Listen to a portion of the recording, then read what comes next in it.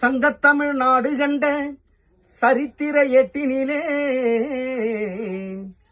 எங்கும் புகழ் வீற்றிருக்கும் வியட்நாம் உலகத்தமிழ் மாநாட்டிலே எல்லா தமிழர்களும் ஒன்று கூடும் பிப்ரவரி 21 அனைவரும் ஒன்று கூடி தமிழர் பண்பாட்டை நிலைநாட்டுவோம், வியட்நாம் மாநாட்டை கொண்டாடுவோம். வணக்கம் மக்களே, நான் உங்கள் திரைப்பட பாடகர், நாட்டுப்புற இசை பாடகர் வேல்முருகன். வியட்நாம் 21 மாநாட்டில் நான் உங்களெல்லாம் கலந்துக்க போகிறேன், சந்திக்க போகிறேன்.